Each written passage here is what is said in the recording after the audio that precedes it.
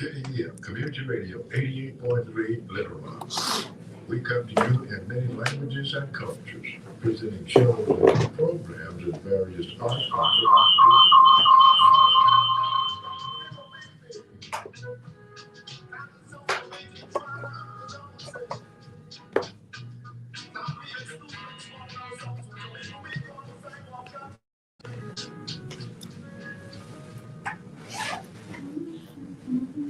A study by Georgetown University Center for Children and Families shows most All right, see you later. Okay. towns and rural areas use Medicaid for health care coverage. According to the report, those communities use Medicaid more than people in metro areas.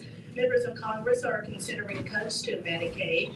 Camille Rashew with Arkansas Advocates for Children and Families says if cuts are made, more than 70% of Arkansans would be impacted. About 22% of adults who live in rural areas or small towns are insured through Medicaid, and about 51% of rural kids get their health coverage through Medicaid. Arkansas is one of 6 states across the U.S. where at least half of children living outside of metro areas are covered by Medicaid.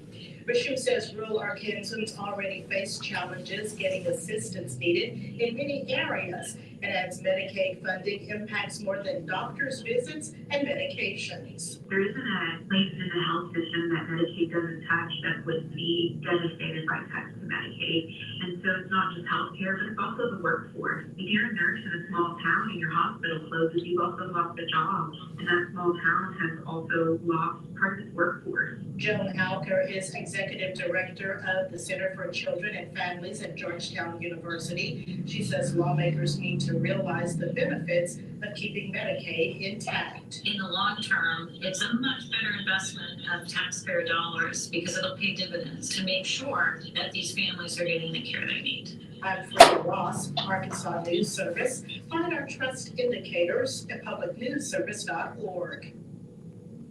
File your taxes for free. Do not give part of your tax refund to big tax prep companies. Get all the money you are owed. Arkansas Community Organizations is providing a free tax service in Little Rock and Pine Bluff. We will provide 2 free tax filing services. First, we will show you how to prepare your own taxes for free. We will use computers at our sites. We will walk you through the process every step of the way. And we will file tax returns for those who may not have the ability to file on their own. If you live in Central Arkansas, call us at 581-376-7151. If you live in Pine Bluff and Southeast Arkansas, call us at 870-536-6300. Get all of your refund and learn how to do your tax return. To get an appointment, call 501-376-7151. If you live in Central Arkansas, for Pine Bluff and Southeast Arkansas, call 870-536-6300.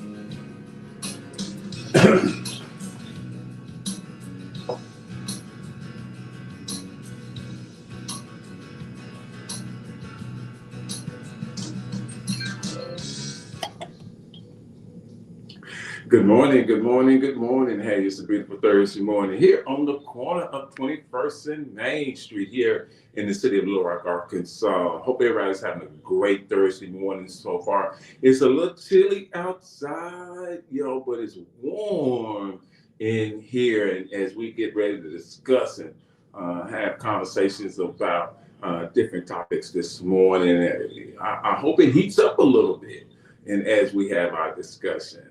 And so I'm your host for the workplace, Toney Orr, and as always, most days, most Thursdays, my co-host, the Reverend Dr. Denise Donnell, the fierce Reverend Dr. Denise Donnell, is in the studio. How you doing this morning, Denise? Good morning, good morning, good morning, Grand Rising humans. Okay, so want to start off with getting some announcements in, but first of all, I just want to thank all of you for tuning in this morning. We cannot have survived 40 years, going to 41 years, without you, the voice of the people, because you are the voice. We thank you for tuning in. We thank you for what we do during our pledge drive. We thank you for showing up for our events. We thank you for your comments, your discussions, your phone calls. We thank you, and we're very, very grateful to you for all that you do. Also, just a reminder, if you're looking for a CD, or you're looking for a CD, you're missing a CD from your collection,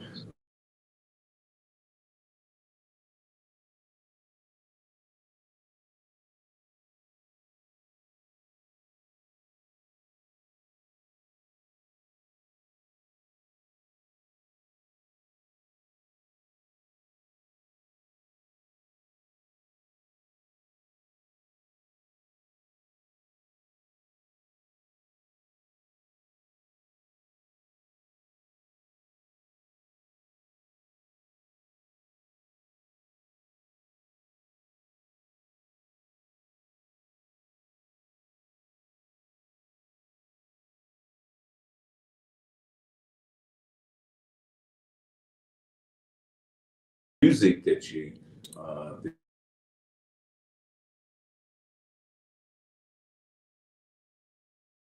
meant right before we came on the air about get your taxes done free. They have raised the limit of your income. I think it's around 60. I know it's over $60,000 now. That if you make, less than 60,000, and I think that's for. I don't want to get it twisted. I don't know. I can't remember if it's for single or is that a family household, but I know 60,000 is one of the thresholds. You can get your taxes done free. I know people are like, I'm going to H&R Block, I'm going to Liberty, I'm going to Jackson Hewitt, because you want to get that loan. You want to get that anticipation loan, or you want to get that loan based on your income tax. But you're paying, in some cases, upwards to $1,500 for them to do your state and your federal taxes. When you really think about it, do you want to give up $1,500? I know some people are like, I need my money now. But if you can get all your money, and in the same amount of time it takes for them to give you that loan, you can you just wait maybe a few extra days and get all your money. And so that's what ACO does here at the office here at 2101 South Main Street. You can get your taxes done free, and you can get all your coins. And I don't know about anybody else, but I don't know if everybody's situation. I don't know what type of financial strain people, different people are in. But if I can wait a few more days to get all my money, personally, that's what I'm going to do. Yeah, because even if you are experiencing a financial strain, you've been experiencing it. Right. And so if you've been experiencing it for 3 or 4 days or a week or a month, surely you can, these next 3 or 4 days, or however much longer it takes to get your money, shouldn't be that big of a deal. So it's worth the wait. Yeah, because what's going to happen, and honestly, I've experienced this back in the day when I would do that same thing and that anticipation loan or getting that loan on for my tax. But it is a loan. I want people to understand. It's not like they're giving you this money. It's a loan, and and it's going to be a fee to that loan. So and I think they said the average is about $1,500, and it all depends on how much you get back. And I know some people say, well, if I'm gonna get $5-6 grand back, $1,500 is nothing. But let me tell you something. What happens is once that money is gone, once you've done what you want to do, and you look back, you say, man, I need that $1,500 now. Well, yeah, and then you've got to think about the fees and you've got to think about the interest. It's just not a good idea to get a loan, period. Especially for those of us who are trying to live as free as possible in this world. The last thing we want to do is be in debt to somebody. So to get a loan means that you got to pay it back, you got to pay the fees, you got to pay the interest on top of that. It's just not worth it in the end. So that's just something to think about. I equate it to how free do I want to be, as opposed to how much money do I want in my hand right now. Yeah, and then the second part of it is that you have to pay for them doing your taxes. Mm-hmm. You have to pay that on top of it, and most of the time, just for them to do your taxes, it's going to be anywhere from $700 to $800 for them to do both your state and your federal, and then they add all of the fees on top. So if you want to get all your money, ACO does it free. You just call 501-372-7151 and set up an appointment, and they'll get you in. And it's great to see when I step out of my office in the evening time and I see the parking lot full. I know folks coming, and so it's something that you can't beat. And for all who are listening, please consider using ACO to get your taxes. And I think, I don't know if there's another organization that is doing free taxes. So here's the opportunity for you to get all your money. Have just a couple announcements to give, to read. February 4th, MLK, Martin Luther King, panel discussion to address the topic of service to humanity. University of Arkansas Pulaski Technical College will host a panel discussion on the topic of service to humanity on Tuesday, February 4th at 11 a.m. at Charts Theater on the UA Pulaski Technical College main campus in North Little Rock. A reception in the Charts lobby at 10 a.m. will precede the panel. The event honors the life and legacy of Reverend Martin Luther King Jr. Panelists include Wendell Griffin of Little Rock and Agnolia Gay. Agnolia.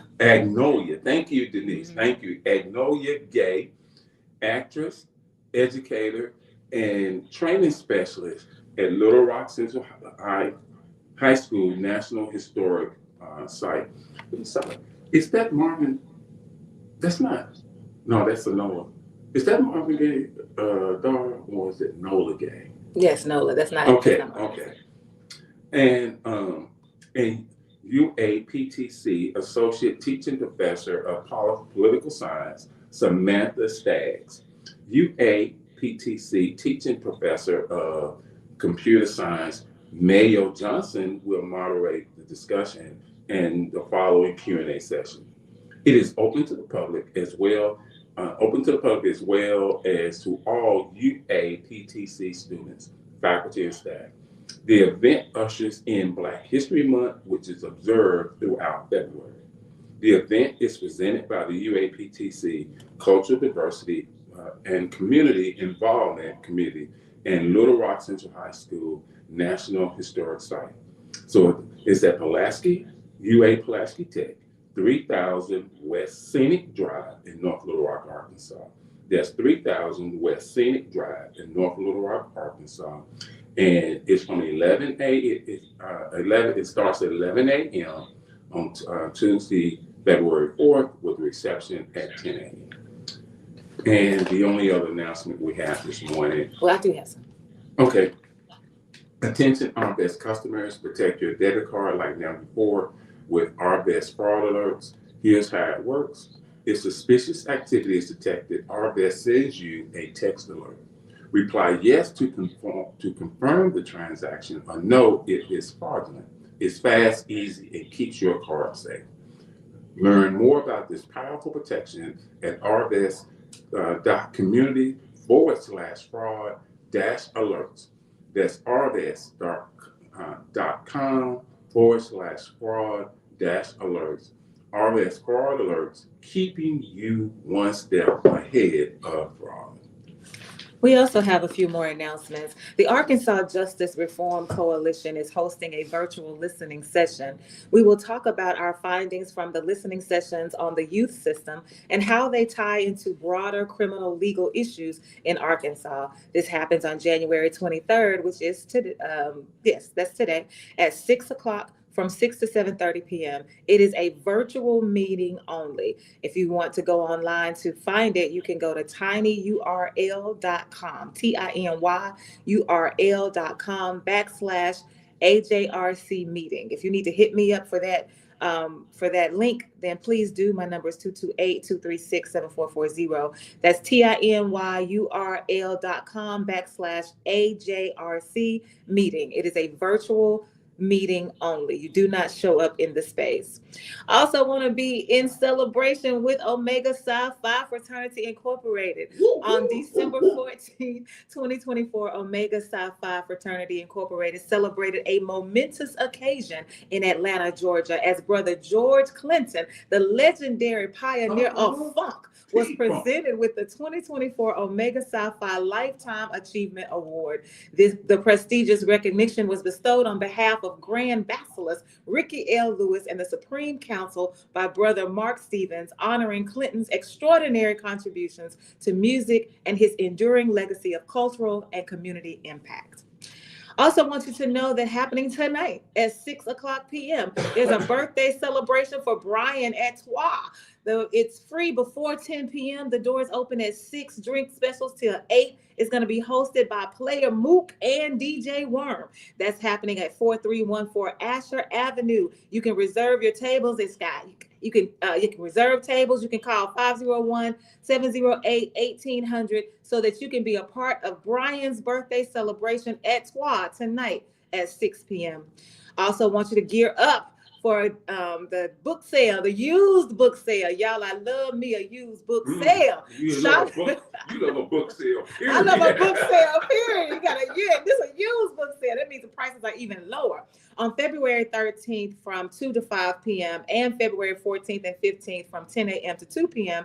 at 7773 Sloan Drive in Little Rock, Arkansas. For more information, you can dial 501-918-3090. That is the used book sale that is hosted by CALS, the Central Arkansas Library System.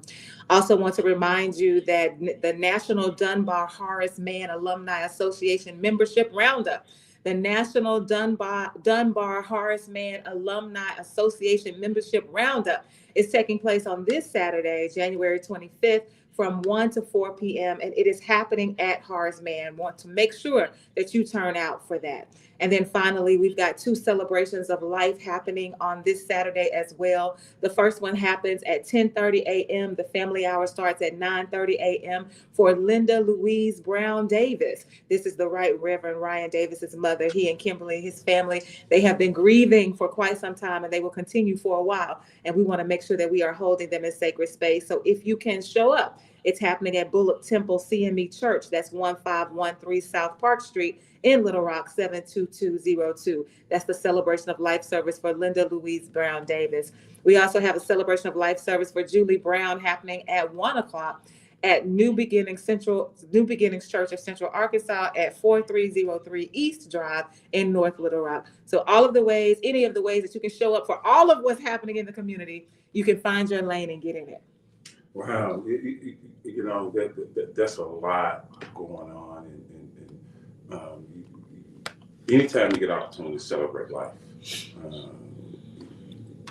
just take advantage of it, especially when you've been in a relationship with that person. That's awesome. And when you mentioned, and you talk about life, and you mentioned George Clinton, immediately so many things went through my mind. I start, having flashbacks and reminiscing. You know, I grew up, pretty much I grew up on the music of George Clinton, whether it was with Bootsy and the Rubber Band, whether it was with the Brides of Frankenstein, Parliament, the Horny Horns, just all that music, that is still being played today, and it's being remixed with a lot of different rappers. Most of you hear that music, the Atomic Dog. You hear, even to this day, when I hear that song, Flashlight, ding, ding, ding, ding, I don't care if I'm driving, it's like, you just automatically get into it. Knee deep, all these songs that came through George Clinton, and just a great musician, producer, writer, and performer. Yeah, and he's also a community activist, and he was very active in dealing with youth. With the youth, he wanted to make sure that music education was something that was important to him. So he was also making an impact beyond just the entertainment field and into the lives of the community. Right. And then I also want us to be aware of what's going on around our country. My New Orleans office has been shut down the past couple of days. My Houston office is shut down. My Baton Rouge, Lafayette, all those areas where we have members and where we have organizers. It's just crazy when people deny this issue of climate change. It's just ridiculous. Up until Tuesday, the highest snowfall ever recorded in New Orleans was 2 inches. In the history of the city, was 2 inches. They got 8 inches in New Orleans on Tuesday, and in the surrounding cities of Kenner and Metairie, they got 10 inches. They were showing Galveston snow. You're watching the waves coming on the beach. There's snow. Pensacola, Florida, Panama Beach, Florida, which you associate with hurricanes, but you never associate with 4 and 5 inches of snow. And then, that's in the South, but then you go out west, a new wildfire has popped up. And so when you start looking at these things and you start to see all these things going on, and I think, Denise, me and you were talking about this the other day, is when you talk about climate change, what is their pushback? Why? What is the reason?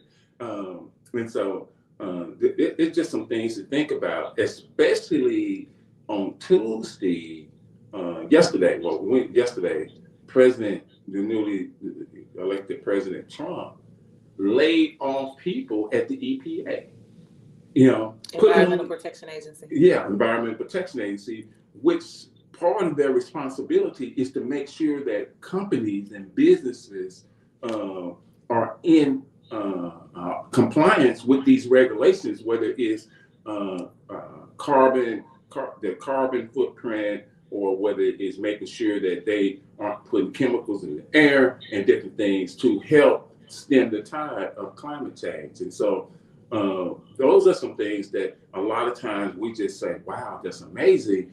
But when you start to look at it, like, what? And even here in Little Rock, yes, we got those 14 inches of snow a couple of weeks ago. And in some places, you can still see remnants of that snow still on the ground in people's yards and different places, because it's been so cold. And they're talking about, that this threat of cold air every night down into the 20s and the teens. You're waking up all week long. We have awakened to temperatures and in the 20s, and that's something that doesn't normally happen.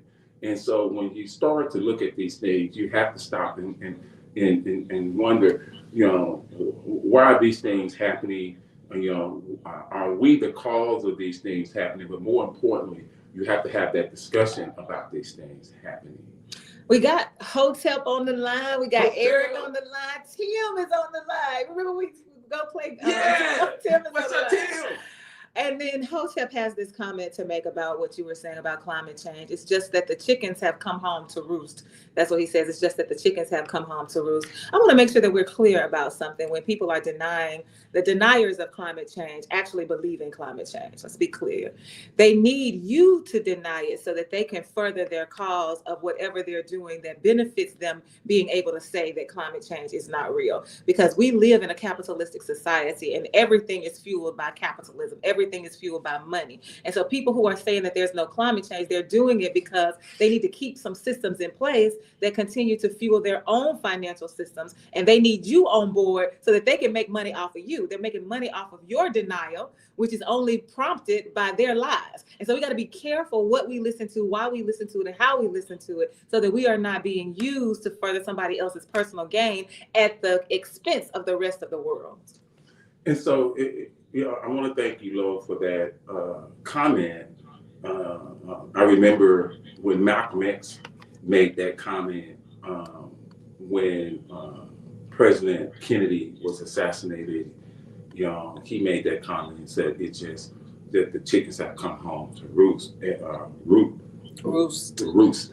And basically, they, Elijah Muhammad silenced him for that. He shut him down for that. But you come all these years later, you can see the same thing is happening. So many people wanted this president in office, but they're going to find out the chickens will come to roost. And some of the things that this president is doing, and some of the executive orders this president is doing. Last weekend, from Thursday through Sunday, I was at our year-end meeting, and we had it in Pearlington, Mississippi, which is right on the Pearl River. And the Pearl River is kind of like a natural border between Louisiana and Mississippi. It's north of New Orleans, about 35 minutes. So, along I-10. And so we were down there for our meetings, and we had all these workshops. And one of the workshops that I thought about as I started listening to some of the executive orders that the president was doing, especially with laying people off the EPA, this idea about going in. They want to use the military to go in not only to workplaces, but the schools and churches to find out if you are undocumented or not. They feel that there's some undocumented people in these places. They want I said the military, but I want to say ICE, immigration control. They want them to go into these places and find out. And I think part of it is that he says so much, he spills so much, but I think he may have even mentioned, I'm not for sure, but I think he may have even mentioned about using the military to do this, the National Guard to help with this. And the conversation we were talking about, it started out as a conversation about AI, but it started to, as the conversation went, and I used to push back on Denise. Me and Denise would have conversations, off the air or sometimes on the air, and we would start on one topic, but the conversation would go in a way that now you're asking questions about something else, and sometimes it can become frustrating. It can become frustrating because you don't know the answers, and it takes you a minute to stop and look at the big picture and see what's going on. So as we started to talk about AI, it started to move in the direction about how does AI, how's it going to affect the workplace? How's it going to affect workers? But then it started to shape that with some of these policies that are coming out, it's going to change the face of work. It's going to change how work is going to look. And part of that change is that it's great for people to have their own business. It's great for people to be entrepreneurs. But there are still going to be people who are going to work, and they're going to work in manufacturing jobs. They're going to work in service jobs. You need those type of jobs, but it's going to change in how it's being conducted. We have this conversation all the time about immigrants, or I think Sullivan talks about Mexicans doing the work and Black people sitting and looking. In this new phase of work, it's not going to be where it's Black and it's Mexican and looking at Mexicans do work and look at Blacks do work or whatever. What it's going to be is now everybody that's going to be in some of these service oriented jobs, that's going to change. Because if you take out people who want to do these jobs and you remove them from that, who's going to do these jobs? And we know part of what Elon Musk is going to try to do with this government efficiency agency is try to cut where they feel is overspending. We know that, for those of you who don't know, the two biggest spenders, the two biggest entities that spend money in this country is the Department of Defense and anything dealing with social services, whether Social Security, Medicaid, Medicare, education. So those are the biggest spenders. So where are you going to cut? You're not going to cut defense. So that means you're going to cut social services. So if you cut social services, there's less money in the pot for people who actually need those services. And if you tell people you're not going to get these services, but we have created a space.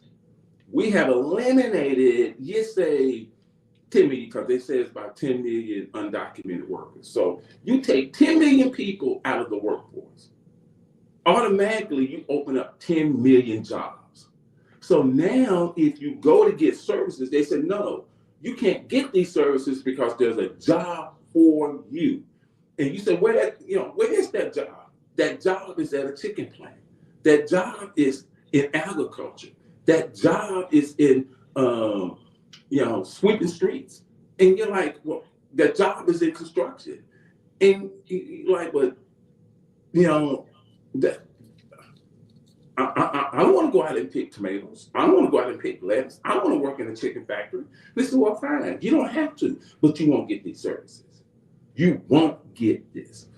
And that's what we were talking about, is how the face of work is going to change, how the face of employment is going to change. You're going to shrink, even in this state, they're starting to shrink state employees, they're starting to shrink state government. They're starting to, and when you see that, if they're going to shrink state government, if they say we don't need this many people to work in the state, part of the reason is that because we're taking money away from where these workers, these employees would normally be there to service the community, we're taking that money out. So if we take that money out and there's less money, then we need less employees.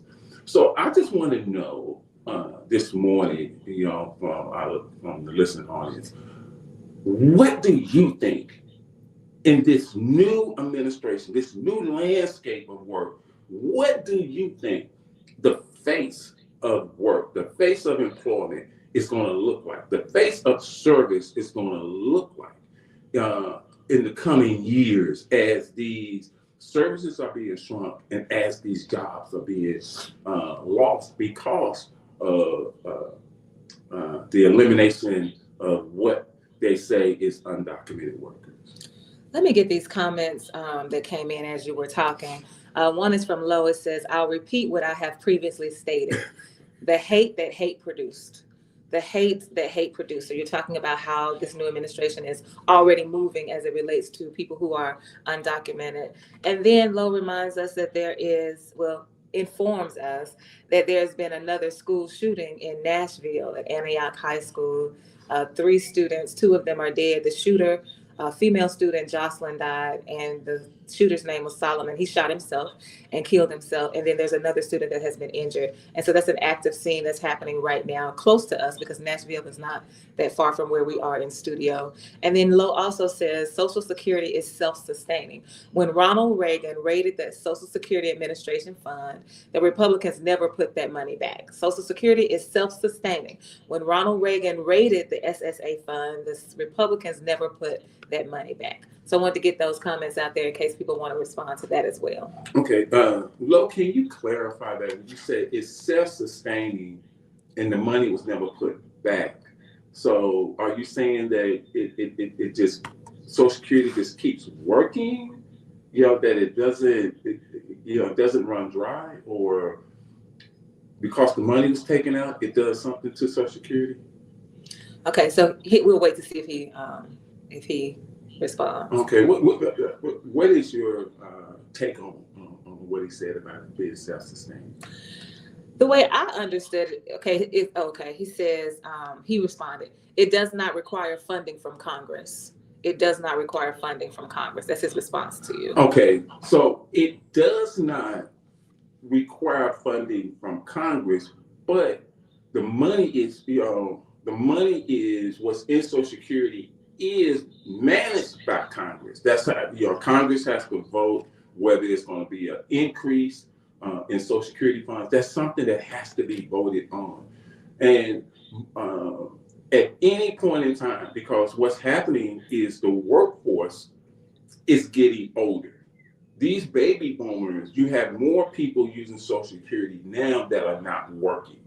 And when, and it's putting a drain on Social Security.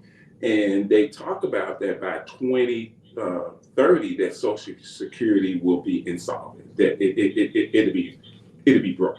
It can't sustain itself. That's one of the reasons why they would like to privatize Social Security. But the issue is, as that money is being managed, it's Congress' responsibility to make sure that it does stay solid. But on the back end, and a lot of people don't know this, is that they're taking funds from Social Security and using it in other places.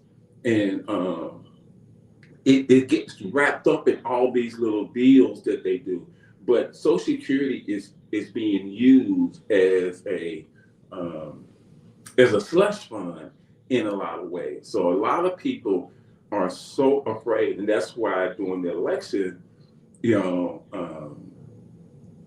Vice President Harris and former President Trump, they both kept saying, we're not going to touch Social Security or Medicaid or Medicaid. We're not going to touch that. We're not going to touch that. We're not going to touch that, to ease the minds of the people. But I believe as this new government efficiency agency starts to develop, it's going to be touched. It's going to be moved, because that money that comes in from Social Security and Medicaid, which comes out of our paychecks, goes into that fund. If you lower the threshold, you raise the threshold, lower the threshold, you raise it. Because right now, if you make a certain amount of money, you don't have to pay Social Security or Medicaid tax. You don't have to. And so they're talking about lowering it so that now, let's say if they lower it and say that if you make 100, and I'm just using this as a figure, you make $100,000 a year, you don't have to pay into that. Well, that's part of the tax cuts they're doing. And if they do those tax cuts, then Social Security becomes insolvent because it can't sustain itself. Congress does have the ability in their management of Social Security to shore up in a lot of different ways. And I don't think they want to do it. So Lo says, using that logic, why are so many Republicans interested in privatizing that money and allowing for risk involved into the stock market? Well, one reason they want, if they privatize it, then it's just like going back to education. Education is being privatized. And so people at the top are probably going to make money, but everybody else, in order to keep that money going, if you privatize it, in order to keep the money in the hands of the rich, where they can, who's ever investing in it can make it, it lowers the money at the bottom. And so now it also becomes an even more difficult process. I don't know if anybody listening, who had to go deal with the Social Security Department when it starts to, whether it's with disability, whether it's with even your own Social Security, it's a difficult process. It's a process that becomes so taxing at times because you have to go through all this paperwork, you have to go through all that, and then people have to approve you and all this other thing. Especially if you have not, even when you have reached that age where Social Security is supposed to just kick in, you still have to go through this process of getting it. And so it becomes so difficult a lot of times for people to get it. I want to go back to something you said at the beginning when you were talking about how this president is now mobilizing units like ICE and possibly the National Guard to locate these locate people who they believe to be undocumented, and they are going to go into schools, they're going to go into churches, they're going to go into workplaces, they're going to go everywhere to hunt these people down. And I just want us to remember and be reminded of, that sounds just like the Jim Crow era with Black folks, where people would come, where white folks, the Klan, the mob, the local mob would come in to wherever they believed a Black person was that they were looking for whatever reason. And they would tear down your doors, they would infiltrate your spaces, they would do all of these things to make sure that they put hands on your body so that they can abuse them in whatever way they saw fit. And so now we're watching the same thing happen with people that I call brown. And what I'm worried about is that Black folks are going to sit back and say, oh, look, this is happening to brown folks, oh, well, I guess it's their turn, assuming that there's no longer a focus on you.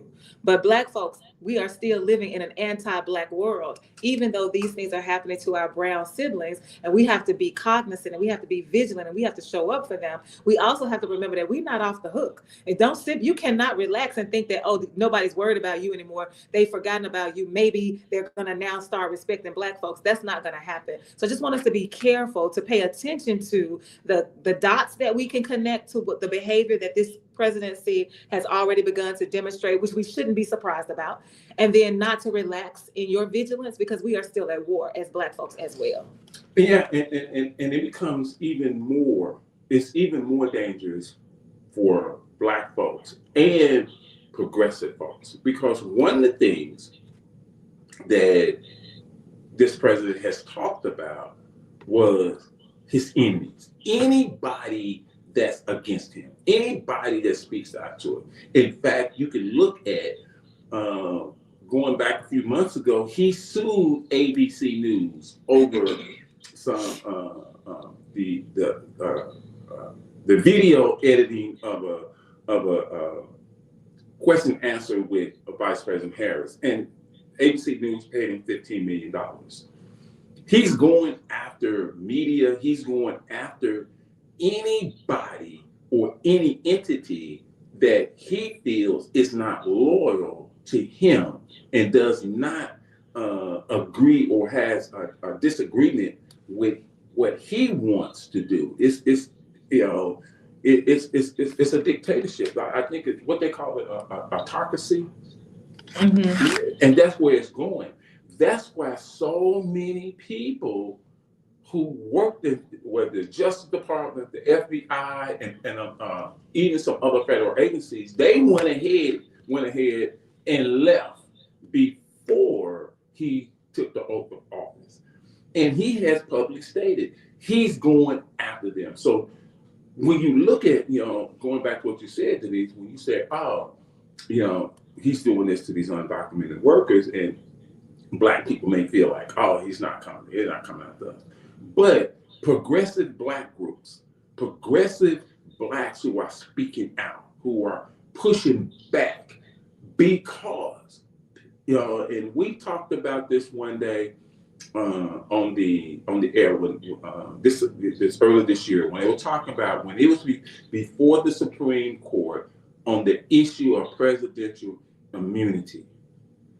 Once they signed off and said yes, the president has unlimited powers, and part of those powers is that he can go after people he feels are a threat to the country, to the people, or whatever. And so people, one of the conversations we had last weekend was, what's going to happen when we start doing mass protests? You know, can the president come out and say, you know what, you're protesting against a policy that I created or I want, and now we're going to arrest you. Now we're going to charge you with whatever law that we want to do. And here's the thing, with all these things, I hear people, and especially white people, who are going to be affected also. They have this belief and this idea that the Supreme Court is going to protect. No, the Supreme Court is not going to allow that to happen. That's unconstitutional. Or my Republican senators or my Republican congressmen, they're going to protect it. They're not going to allow this to happen. I'm telling you now, going back to what Lowe said at the beginning, it's going to be the chickens coming to roost. You're going to wake up one day and you're going to be like, what? Oh, no. This is not supposed to happen to me. This is not supposed to happen to me. In a dictatorship, in a autocracy regime, it's and even you can even say in an oligarch regime, it's the people at the top gonna have the power. Everybody else, you don't have any. And it does not matter your color, your skin, your gender. I'm coming after you. Especially, it's going to be even worse for those that they have already been oppressing from the beginning. Black people, brown people, poor white people. It's going to be even worse. And we have to understand that. If you think this bulk court, if you think they're going to step up and say, we got your back, you got another thing coming. Because it's no way they should have gave, it's no way. When you agree that a president has unlimited power and immunity, they can do what they want to do. That was the telltale sign right there. And for some reason, you have people believing that this is not going to happen. No, it's going to happen in a lot of areas, in a lot of ways. We have to be, we can't be caught off guard by it. So we got a lot of comments here. This one goes back, still talking about, Social Security. Look at the propaganda. Why are the Republicans and some Democrats pushing to allow the raid of Social Security? Social Security has enough money to sustain retirees now and into the future, only when the politicians keep their greedy hands off of the money. And then when I was talking about connecting the dots between Jim Crow and what's happening with brown people today, Lowe says not only Jim Crow, but the Nazi regime of Hitler. And then Deidre reminds us that they just did a Nazi salute to let you know what the plan is. Black folks are in for it. And then Lowe comes back and says, St. Augustine stated, an unjust law is no law at all, anarchy and chaos. And I want to take a moment to read this from an article that's in The Atlantic. When we talk about paying attention, when we talk about paying attention, when we talk about connecting the dots, when we talk about locating ourselves in this story, figuring out how this is going to impact us directly, as well as the people that are around us. But the title is How Hitler Dismantled a Democracy in 53 Days. He used the Constitution to shatter the Constitution. 92 years ago this month, on Monday morning, January 30th, 1933, Adolf Hitler was appointed the 15th Chancellor of the Weimar Republic. In one of the most astonishing political transformations in the history of democracy, Hitler set about destroying a constitutional republic through constitutional means. What follows is a step-by-step account of how Hitler systematically disabled and then dismantled his country's democratic structures and processes in less than 2 months' time, specifically 1 month, 3 weeks, 2 days, 8 hours, and 40 minutes. And the way this president is coming in now, with all of these executive orders, again, you can connect the dots. Yeah, because people, and that's why they don't want you to know civics, government. They don't want you to teach. They don't teach that in school anymore. They don't want you to know what, some of the ins and outs of government, because, with executive orders, and as another strategy that they can use, that a president can use, where you don't have to deal with Congress or the Senate. You can go around them. And I forget what emoliation. I think that's the word, but I may not be pronouncing it right. Well, you don't have to go through Congress. You don't need Congress approval, or this, especially with money. You don't need their approval. That you can take money and put it wherever you want to put it. Even though Congress may have appropriated money. So going back to something like Medicaid, Medicare, on some of these services, money that Congress would appropriate that is going to this, the president can say, no, I'm going to take that money and I'm going to put it somewhere else. So it's a lot of things we don't understand or we don't know about, and we're leaving it to our congressmen and our senators to do the right thing. But the right thing for them may not be the right thing for you, because I have this issue. We've talked about this before on the air. You have your representative who represents everybody, who represent a certain district, or a senator who represents the whole state, but they only vote for things that are that relate to a small portion of people. Just a small portion of people. They will say, well, the state of Arkansas, voted for me to do this job. Okay, that means you represent the state, but in reality, you only represent a small portion of people. And so when you start looking at the record of these legislators, especially here in Arkansas, how they are voting, and you look at something that is, that you feel this is needed in this state, whether it's Medicaid, Medicare, education, and you start to see how they vote. And when those votes come up for these different rights, these different laws, and they vote against what you believe should be something that you voted for, then you can tell that the people you're voting for, they're not looking out for you. They're looking out for a certain percentage of people. And going back to Hitler, Hitler only looked out for those who were loyal to him, or those who were at the top, that, his yes men that he was surrounded by. And I tell you something that was very interesting. It was a joke, but it's true. Somebody said that Melania has been replaced in the president's bed with Elon Musk. That Melania has been replaced in the president's bed with Elon Musk. The minute Donald Trump became the president-elect, Elon Musk moved into Mar-a-Lago, and reports, I wasn't there, so I can only go by reports, said that his bedroom where he stayed at was next to Donald Trump. He said Elon Musk was in the White House working on plan strategies before the president got there. He was part of the transition team. And he's making decisions more than the president is making decisions.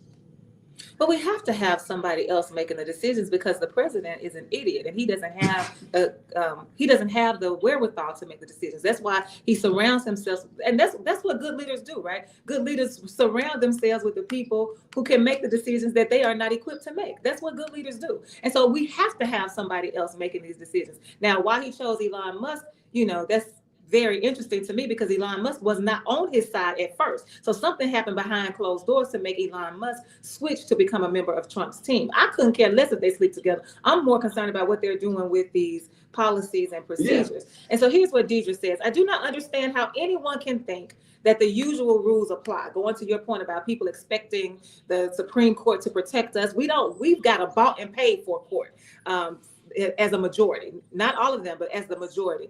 And so she says, bunker down. And then here's Lowe, going to Ms. Denise's point about Hitler. Trump has taken a position against the 14th Amendment of a person born in America is an American. He is trying to abolish it.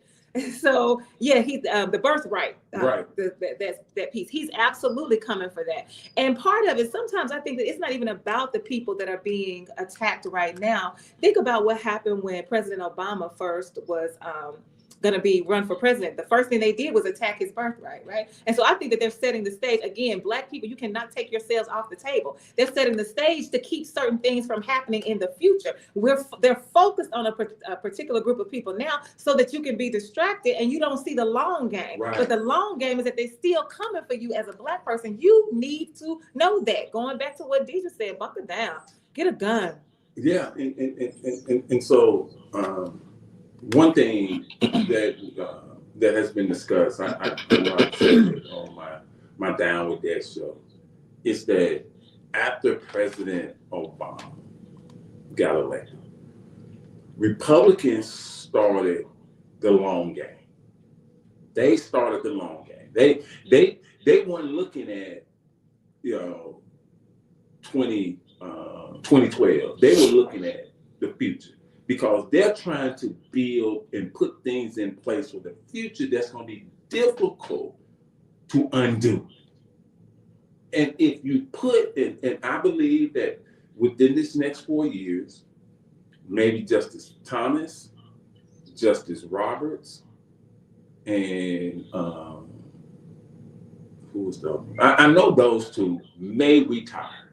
So now you give the president the opportunity to put even more extreme judges on the bench who will decide. And you're talking about their appointments are lifetime, or until they die or retire. And if you do that, now you ensure 2 or 3 generations of policies that's going to come out that are going to be detrimental to people, especially people of color. And that's the thing that's why that Project 2025, and I'm telling you, Trump can deny it. He denied it. But once he got won the election,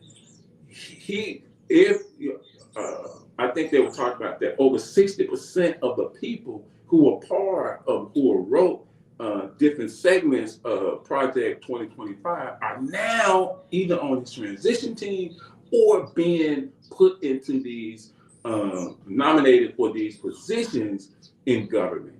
So it's a long game, and I do agree. I agree it's a long game, but what my problem is why aren't Democrats playing it?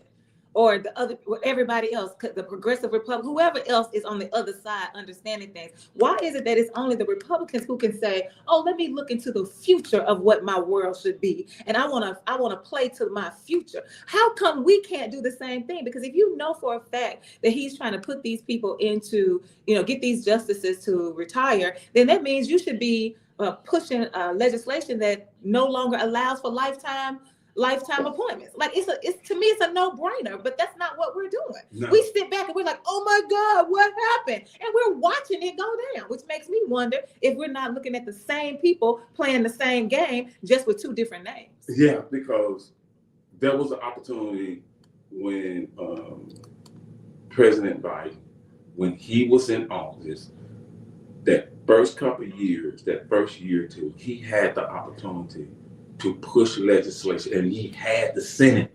He had an opportunity to push legislation that would have changed, would have put term limits on, would have changed things.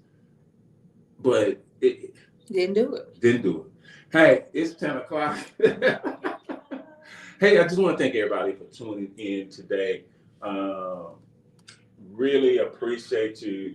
Hope you have a great day. Remember the announcements that were given today.